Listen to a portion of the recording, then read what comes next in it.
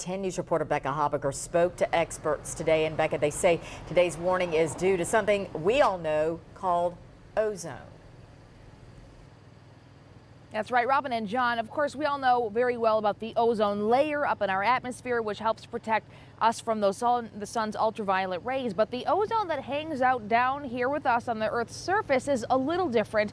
Another name for it is air pollution, and it's no good for people with sensitive lungs.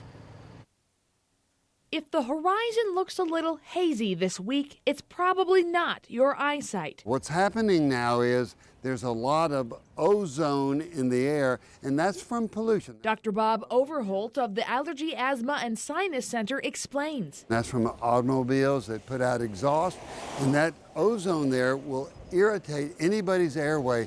So anybody that has asthma, chronic obstructive pulmonary disease, or any other lung illness, you want to stay inside. If you go outside now, it may flare your lung problem. But people without sensitive lungs likely aren't sensing this week's air pollution. Tuesday's reading is on the lowest possible end of what's called unhealthy for sensitive groups. Only at the next level of unhealthy would most people begin feeling the effects of air pollution. And this week's readings are far from reaching that. Still, for those with respiratory problems, if you feel it, if it makes it a little bit harder to breathe, go inside.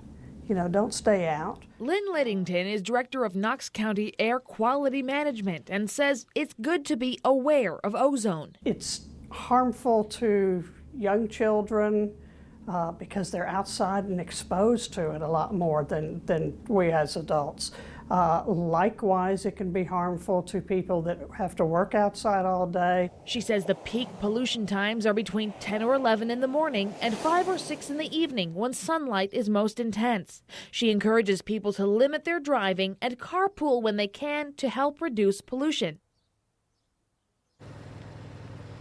Now, as allergy sufferers in East Tennessee know, the Knox County area acts as sort of a basin between the Cumberland and Great Smoky Mountains, where pollen and this ozone, this air pollution, can just sit and collect. Experts say it takes a real strong wind to blow that all out. But the good news is tomorrow's air pollution forecast shows us dropping from this current warning level down to just moderate. Robin and John.